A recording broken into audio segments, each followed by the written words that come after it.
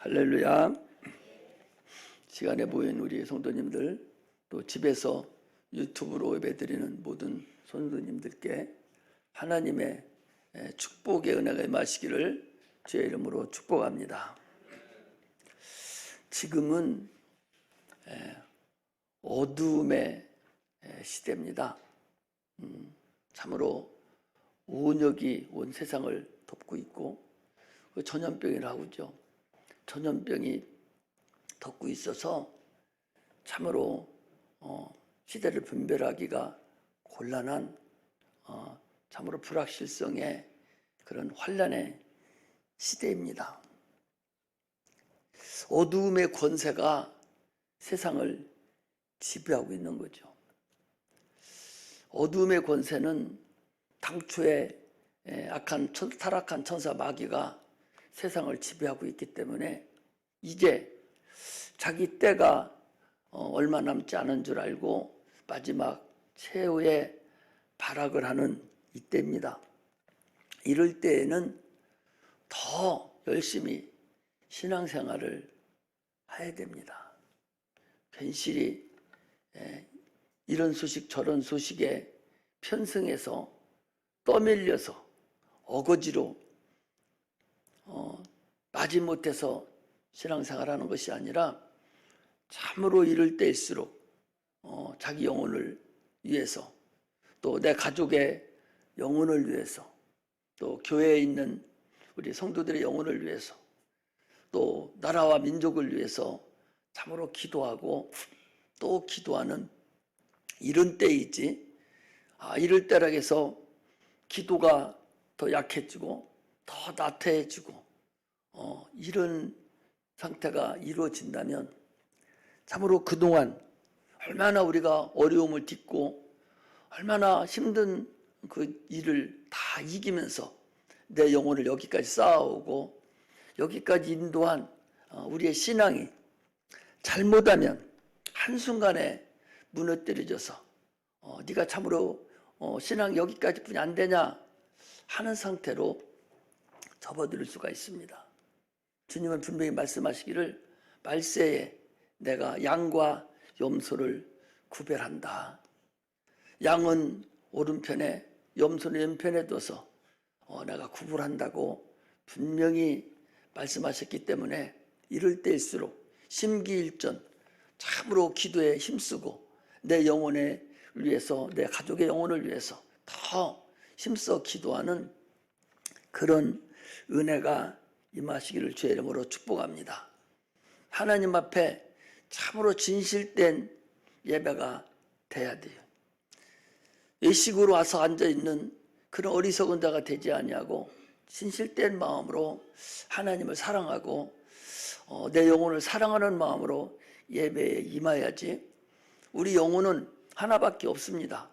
연습용이 없어요.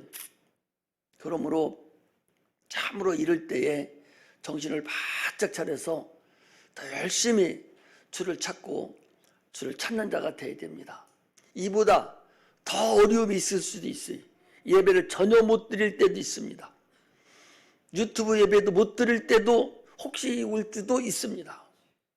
그럴 때를 대비해서 항상 말씀을 내 마음에, 내 영혼 안에다 푹 다 집어넣어서 계속적으로 그 말씀이 내 안에서 살아 움직일 수 있도록, 그래서 어려운 일이 생기면 그 말씀이 내 안에서 운동해서 바로바로 어려운 문제를 해결하고 또 말할 수 없는 상태에서 말할 수 있는 그런 은혜가 나타나고 이렇게 하셔야지. 이럴 때 어흥거리다가 그냥 억소리도 못하고 죽을 수도 있다는 사실을 여러분 아셔야 됩니다.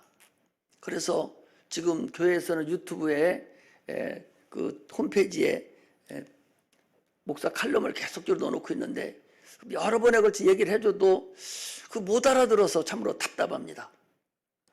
자꾸 그걸 읽고 또 읽고 성경 전체를 못 읽으니까 거기에 나와 있는 것들은 짤막짤막하니까 또 읽고 또 읽어서 내 걸로 만들고 성경도 찾아보고 전에 것도 읽고 지금 것도 읽어보고 계속 읽어봐서 그 말씀이 내 안에 들어와 있어야 돼. 내 말 와 있어야 돼.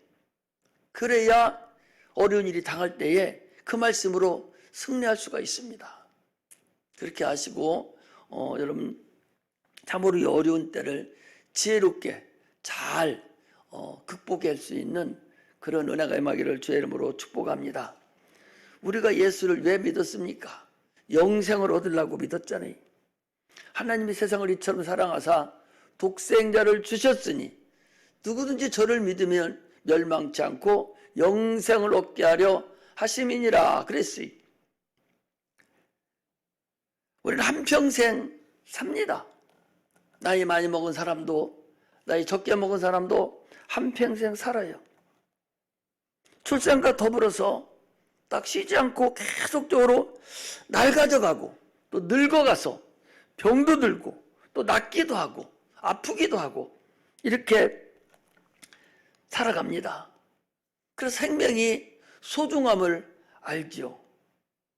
사람들이 일하고 먹고 잠자고 직장에 다니고 농사를 짓고 이 하는 건 다 뭐예요? 먹으려고 그러거든요. 이건 결코 죽지 않기 위해서 열심히 일하는 거예요. 그거 보고 우리는 뭐라 하냐? 삶의 애착이라고 그래요. 지금 삶의 애착 때문에 많은 사람들이 두려워합니다. 우한 코로나 바이러스로 인해서 얼마나 두려워합니까? 오늘 아침에 보니까 런던 시가지도 이렇게 보니까 런던이면 사람이 얼마나 우글거리는 곳입니까? 사람이 한 사람도 없어요. 서울의 거리도 마찬가지고 다 마찬가지. 세계적으로 지금 들이오고 있는 어둠입니다. 이게 얼마나 두려우면 그 움직이던 사람들이 그렇게 지금 그 삶의 애착을 가지고 그 난리를 치겠어요. 그렇게 살아답자 100년 남짓 사는 거예요. 그런데도 몸부림치면서 그 삶의 애착으로 인해서 살아가거든요. 그러나 우리는 육체가 있는 것이 아니라 영혼이 있다는 걸 아는 자들이 기독교인들입니다. 저 세상 사는 사람들은 영혼이 있음을 모릅니다. 육체가 그것이 끝인 줄 압니다. 그러나 우리는 달라요. 우리는 육체가 있는 이상 육체 안에 영혼이 분명히 있어서 다음 세계가 있음을 알고 그걸 따라서 우리가 그 영혼을 위해서 기도하고 그 영혼을 위해서 사는 자들이 기독교인들이 예수를 믿는 자라면 내 영혼이 분명히 있음을 알고 그 영혼을 위해서 내가 육체는 열심히 삶의 애착을 가지고 내가 먹고 또 마시고 입고 열심히 일하지만 그러나 영혼의 삶의 애착도 같이 있어야 된다는 사실을 알아야 돼. 사람들은 육체의 삶의 애착만 가지고 있지 영혼의 삶의 애착은 못 갖고 있는 거예요. 그게 어리석은 것이고 그게 참으로 미련한 것이고 그걸 모르고 예수를 믿었다면 참으로 헛믿었고 참으로 미련한 사람이고 참으로 불쌍한 사람입니다. 무엇 때문에 예수를 믿었습니까? 세상 사람들은 육신의 삶의 애착을 가지고 저렇게 살고 있는데 우리는 영혼이 있음을 알고 영혼의 그 삶의 애착 때문에 오늘도 이렇게 나와서 예배를 드리고 유튜브로도 예배를 드리고 말씀도 상고하고 듣기도 하고 이렇게 하는 것은 그 삶의 애착 때문에 그러는 거예요. 그러므로 인해서 우리는 육신이 먹고 사는 것과 같이 내 영혼도 말씀을 계속 듣고 계속 먹고 살아가야 영혼이 건전하게 유지해서 어느 땐가 주님이 부르시면 그 나라를 향해서 가야 되는 그런 것이 있다는 사실을 아시고 우리가 신앙생활을 해야 됩니다. 할렐루야. 그러므로 우리 신앙생활을 너무 허접하게 하지 마시고 참으로 믿음을 가지고 진실된 그런 믿음을 가져야 됩니다. 나 때문에 고생하지 마시고 하나님을 위해서 그 능력을 위해서 고생하고 살아가는 그런 은혜가 임하시기를 주의 이름으로 축복합니다. 그래서 제가 주일날마다 설교하는 것도 여러분들 혹시 어떻게 됐을 때 성경을 보고 하나님의 은혜를 깨닫게 하려고 계속적으로 성경을 지금 이어나가서 말씀을 증거하고 있는 거예요. 그래서 작년까지는 마태복음을 한 3년에 걸쳐서 했지만 이제 지금 누가복음을 다시 시작을 해서 1장이 이제 끝나가고 있는 상태인데 이것을 계속적으로 듣고 또 듣고 이렇게 해서 완전히 내 걸로 만들고 내 생명으로 만들어서 참으로 내가 하나님께 쓰임받는 그런 자가 되어야 됩니다. 믿음이라는 것은 하나님을 내가 보는 그런 거예요. 순종이 눈으로 보이는 거라고 그랬어요. 오늘 본문은요, 여러분들이 잘 아는 침례 요한에 대한 얘기예요. 이 침례 요한이라는 이 사람에 대해서 지금 우리가 계속적으로 1장을 통해서 공부하고 있습니다. 말라기서 4장 5절에서 6절에 보니까 이제 엘리야를 너희들에게 보내겠다. 하나님 말라기 선지자를 통해서 엘리야를 너희에게 보낼 텐데 엘리야가 뭐냐? 자식의 마음을 아버지께로 돌리게 하고 아버지의 마음을 자식에게 돌리게 하는 그게 엘리야의 마음이에요. 그렇게 할 자가 앞으로 내가 너희들에게 보내겠다라고 말씀을 하셨어요. 예수님 오시기 전 400년 전에 말씀하시고 그리고 하나님 말씀에 아무 말씀도 없었어요. 그 없었던 그 캄캄한 암흑 시대가 지나고 난 때에 이제 하나님의 때가 돼서 드디어 하나님의 때가 돼서 하나님이 이제 말라기 선지자에게 내가 엘리야를 보내겠다. 그래서 주의 길을 예배하는 자를 보내겠다. 라고 주님께서 예언하시고 말씀하신 그 말씀이 이제 오늘의 사 이루어지는 역사가 나타나고 있는 거예요. 그 전에는 오늘 태어날 이 침례 요한에 대해서 그가 어떤 가문에서 누구의 자녀로서 어떤 상태로 이 땅에 올 것이다 라는 것을 이 누가가 다 점검을 해서 다 그 마리아도 또 엘리사벳도 이 사가랴도 다 만나서 아기가 잉태하는 과정부터 시작해서 하나님의 아들이 오실 예수 그리스도 오실 그 길을 예비할 자가 태어날 것에 대해서 미리 서막을 얘기해주고 드디어 오늘 이제 말라기서에 말하던 그 예언하던 그 엘리야가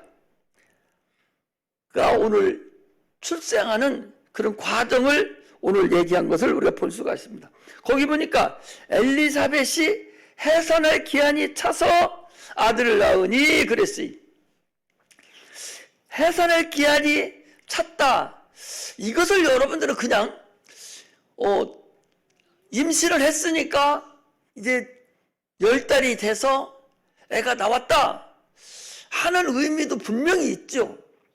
그러나 이건 하나님의 때가 이르렀다는 거예요. 지금 우리가 어디를 보면 또 되는군요.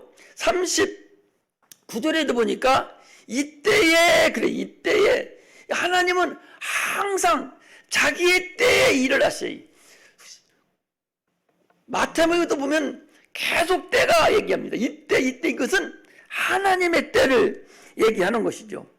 하나님의 때에 하나님이 약속하신 때 엘리야를 내가 보내겠다 하는 그 보내겠다고 하시는 그 예언의 때 그때가 차서 그 소리 거기 해산할 기한이 차서라는 얘기는 하나님의 약속의 기한이 예언의 기한이 이제 차서 이제 아들이 침례 요한이 하나님이 보내신 자가 하나님의 아들이 이 땅에 오셔서 주의 길을 예비할 자 침례 요한 엘리야를 보낼 기한이 찼다. 그 기한이 얼마나 기한이 오래됐습니까? 400년이라는 데는 그런 기한이 차서 이제 하나님의 타이밍이죠. 그때 주님께서 말씀하신 것입니다. 하나님의 때를 의미하는 거죠. 우리는 하나님의 때를 잘 알아야 돼요. 모세도 그가 하나님의 때에 그 전에 자기가 나라가 히브리 민족인 줄 알고 나가서 자기가 하나님 일을 하려고 했는데 오히려 모세는 살인자로 물리고 그래서 광야로 도망가고 거기에서 40년이라는 그 긴 세월을 또 지내고 드디어 하나님이 때가 찼을 때 80세가 됐을 때 그때서 하나님이 그를 사용한 걸 알 수가 있어요. 양을 치고 공부를 하고 그 고난을 당하고 그 모든 때가 찼을 때야 하나님이 그 일을 하심을 알 수가 있습니다. 하나님의 때는요 한 채 오차가 없다는 사실을 우리가 알아야 됩니다. 그래서 하나님이 하라면 하고 쓰라면 쓰고 또 하나님이 시키는 대로 하나님의 때를 찾아야 되지 자기 마음대로 할 수 있는 것이 아니라는 사실을 우리는 아셔야 됩니다. 그래서 하나님의 때가 됐을 때 아들을 낳은 거예요. 하나님이 때가 돼서 죄를 하시니까 평통케 하신 거예요. 아들을 낳으리니 이웃과 친족들이 크게 긍휼히 여기심을 듣고 함께 기뻐했다. 하나님의 은혜를 깨닫고 즐거워하고 기뻐했다. 그런 얘기를 지금 거기 얘기하고 있는 거예요. 8일이 되매 아이를 할례하러 와서 그 부친의 이름을 따라 사가랴라고 하고자 하니, 여기 할례라는 것은 이스라엘 백성들은 자녀를 낳으면, 남자를 낳으면 할례를 행합니다. 이것은 이 아이를 내가 하나님의 율법대로 이 아이를 내가 양육하겠습니다 라고 고백하고 하나님의 백성의 표를 준 것이 이게 바로 할례예요. 하나님 백성 표를 주고 하나님 말씀대로 그대로 순종한 이 엘리사벳과 사가랴를 우리가 볼 수가 있습니다. 그리고 그 부친의 이름을 따라서 사가랴라고 사람들이 한 거예요. 애가 태어나니까 이름을 뭐라고 짓지? 8일이 돼가지고 할례하러 가니까 뭐라고 짓지? 막 하는 거예요. 아버지가 사가랴니까 야도 아들이니까 사가랴라고 하야겠고 하는 것이 좋지 않는가? 그렇게 한 거예요. 보통 아버지 이름을 따라가죠. 이 아버지 이름, 이스라엘 백성들이 아버지의 이름이 따라간 것은 역사적으로 보면 그들이 바벨론 포로 이후부터 그 아버지 성을 이렇게 이름을 따라갔는데 그건 아마 종족 보존을 위한 것인지를 모르겠어요. 어쨌든 사가랴라는 이름을 해야 되는데 따라서 하려고 하니까 그 엄마 엘리사벳이 아니다, 요한이라고 해야 되겠다 하니까 그 친척들이 하는 소리가 뭐라 하냐, 아니 너 친척 중에 요한이라고 한 사람은 없어. 다 사가랴라고만 했지 없는데 왜 그렇게 하려고 하냐 라고 물어보니까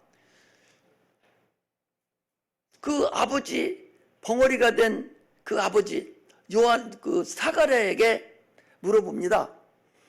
세상 사람들은 사가랴라고 하자고 그리고 그 엄마 엘리사벳은 요한이라고 하자고 그리고 그러니까 막 이게 충돌이 되니까 그러면 벙어리가 돼가지고 말도 못하고 있는 이 아버지한테 물어보자 하니까 아버지가 서판을 달라, 종이를 달라고 해서 거기에 이름을 딱 쓰는데 보니까 요한이다 그렇게 썼어요. 그 사람들이 다 놀랬다 그랬어요. 여기 요한, 이 벙어리라는 이 개념은요 말만 못한 것이 아니라 듣지도 못하는 그런 언어를 사용을 해서 히브리 언어로 듣지도 못하고 말도 못하는 자. 그러니까 성경을 해가지고 한 거지요. 들을 수만 있으면 자 뭐라고 물어봤을 텐데 말은 못하니까. 그러나 듣지도 못하고 말도 못하고.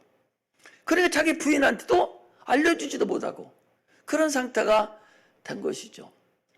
결국 요한이 이제 요한이라고 해야 되겠다라고 썼더니 그때서 이제 그 혀가 풀리고 말을 하고 하나님을 찬송했더니 그 지역에는 모든 자들이 다 두려워 떨었다라고 그렇게 얘기를 하고 있습니다.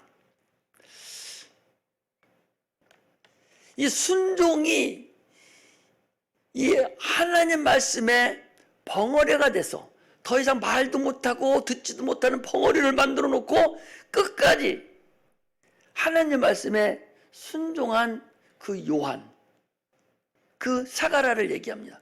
요한이라고 말한 그 사가랴. 그 요한이라는 이 말은 하나님의 은혜다라는 그런 언어인데, 그런 의미인데, 이 사가랴와 엘리사벳의 가정에 참으로 하나님께 순종하는 그 순종의 모범이 참으로 있음을 우리가 알 수가 있습니다.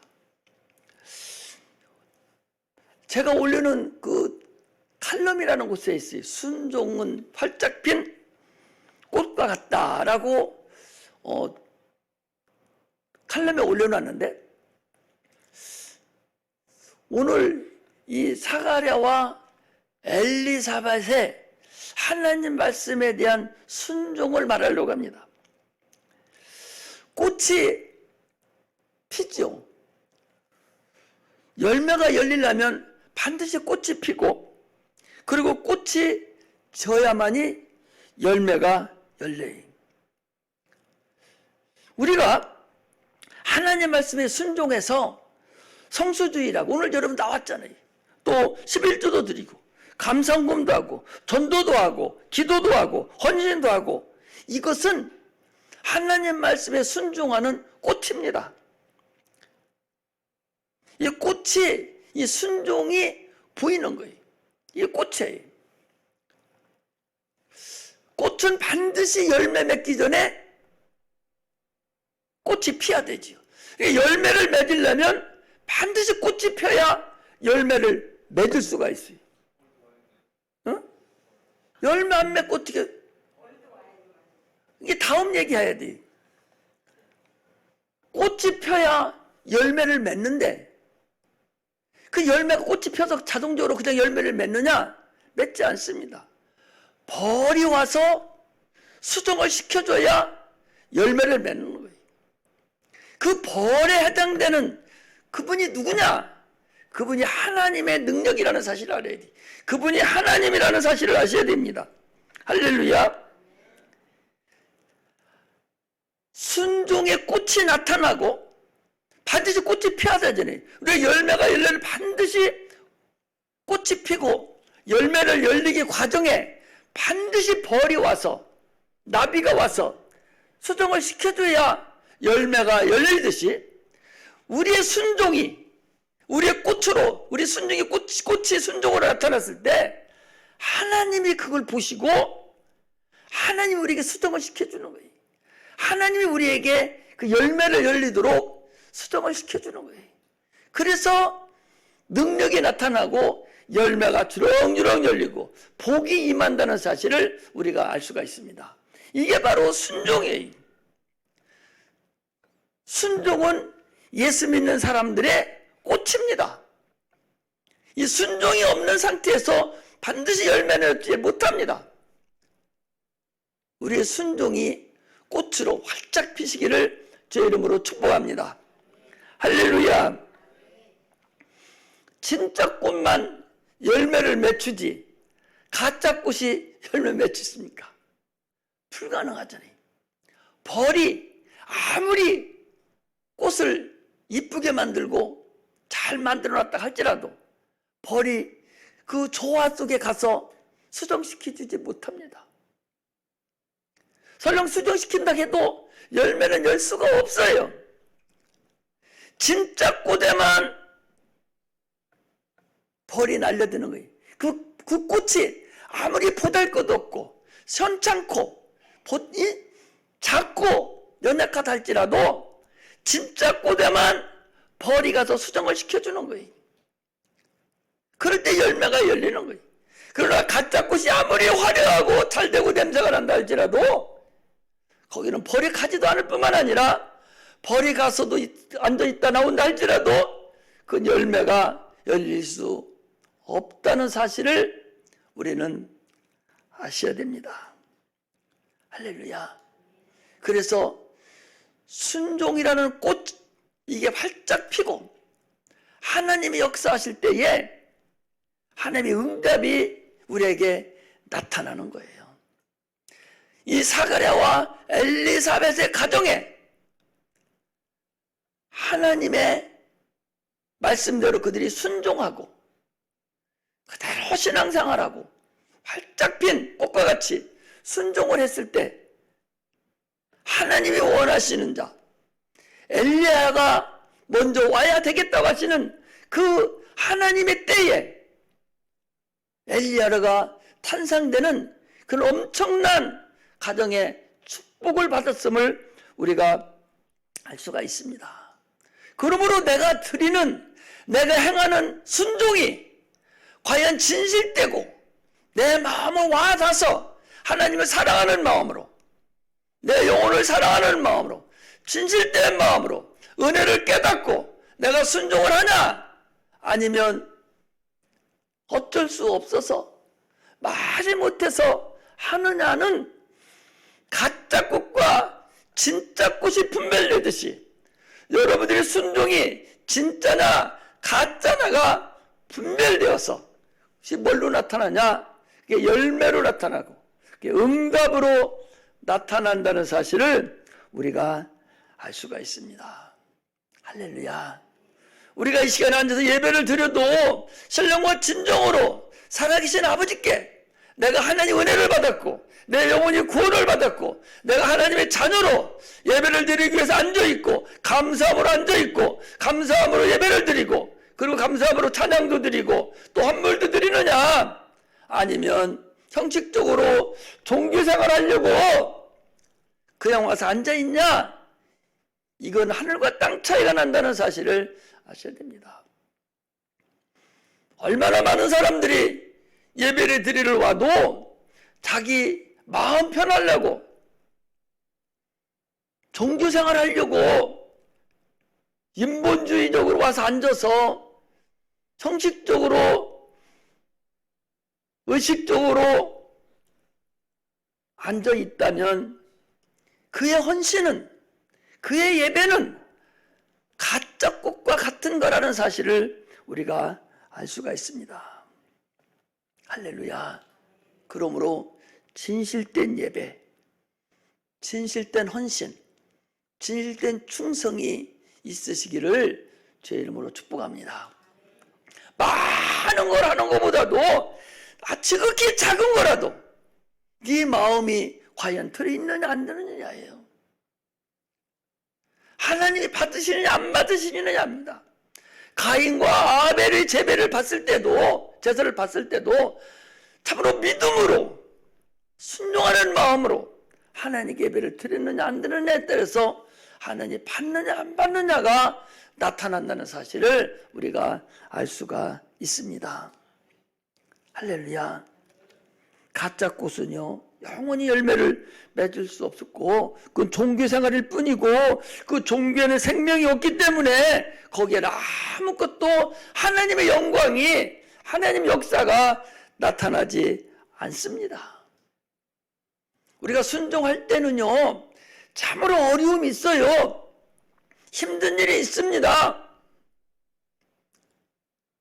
성경에는 순종할 때에 내가 죽으면 죽으리라 내가 잃으면 잃으리라 라는 그런 각오로 순종한 자들이 하나님의 복을 받고 다 열매가 열렸어요.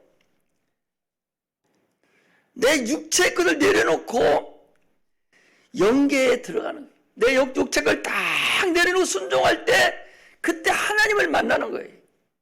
아브라함이 독자 이삭을 드릴 때 죽으면 죽으리라, 아들을 잃으면 잃으리라, 하나님 알아서 하시겠지 하는 마음으로 독자 이삭을 번제로 드렸을 때 하나님의 영광이 나타난 거예요. 자기 육체를 포기해버린 거예요. 다니엘의 세 친구도 죽으면 죽으리라, 나는 우상에 절하지 않겠다고, 우상 제물을 먹지 않겠다고, 죽으면 죽으리라고, 목숨 잃으면 육체의 목숨을 잃으면 잃으리라 라는 마음으로 그가 하나님 말씀에 순종했을 때 하나님이 그들에게 은혜를 주셨어요. 우리는 참으로 이 세상 살아가면서 하나님께 순종하는, 죽으면 죽으리라고, 지난번에도 우리가 필리핀에 나가서 우리 학생들에게도 그랬어요. 아니 모세의 어머니 요게벳이 아기가 다 커서 이제 울음소리가 밖에 막 나와요. 그러니 더 이상 데리고 있을 수가 없는 거야. 잃으면 잃으리라, 죽으면 죽으리라, 하나님 알아서 해주시겠지 하고 갈대상제를 엮어서 그를 나일강에 띄웠을 때에 하나님이 그때부터 그를 인도하시고 그를 통해서 하나님의 영광이 드러났음을 우리가 알 수가 있습니다. 순종은요, 내 육체 것을 내려놓는 거예요. 죽으면 죽으리라, 잃으면 잃으리라, 그런 마음으로 순종할 때 영계를 체험하는 거예요. 영계에 들어갈 수 있는 거예요. 문제는 우리가 거기까지 갈 수 있어야 주님의 은혜를 맛볼 수가 있습니다. 거기까지 갈 수 있어야 하나님께서 길을 열어주시는 거예요. 그렇다고 해서 하나님이 지금까지 아브라함의 아들 이삭을 죽였느냐? 죽이지 않았습니다. 다니엘의 세 친구가 죽어서 다 풀무불에 들어가서 다 특허실로서 죽었냐? 안 죽었어요. 사자굴에 들어가서 사자밥이 됐느냐? 밥이 안 됐어요. 잃으면 죽으면 죽으리라 할 때에 새 생명을 얻는 것을 우리가 알 수가 있습니다. 죽고자 하는 자는 살고 살고자 하는 자는 죽는다고 주님이 말씀하셨습니다. 우리는 오늘 이 사가랴와 엘리사벳의 가정을 통해서 하나님이 원하는 그 침례 요한이 출생하는 그런 엄청난 복을 받은 이 가정을 우리는 또 한 번 오늘 은혜를 받는 귀한 은혜가 임하기를 주의 이름으로 축복합니다. 하나님의 위로가 항상 나를 역사할 수 있도록 해야 됩니다. 내 삶이 하나님이 역사하는 그런 삶이 돼야 돼요. 응답받는 삶이 이루어져야 돼요. 그래서 응답받은 것을 다른 사람들에게 내가 말할 수 있어야 됩니다. 내가 하나님을 경험한 것을 다른 사람들에게 내가 간증할 수 있어야 돼요. 그래야 하나님이 영광 받는다는 사실을 우리가 알 수가 있습니다. 하나님이 오실 길을 이 침례 요한이 와서 준비하듯이 이제 우리는 우리의 순종을 통해서 다시 오실 주님의 길을 예비하는 자가 되어야 됩니다. 우리의 올바른 순종을 통해서, 진실된 순종을 통해서, 죽으면 죽으리라 하는 순종을 통해서, 잃으면 잃으리라 하는 그 순종을 통해서 다시 오실 주님의 그 길을 예비하고 그 길을 기다리고 사모하는 자가 되시기를 주의 이름으로 축복합니다. 기도하겠습니다.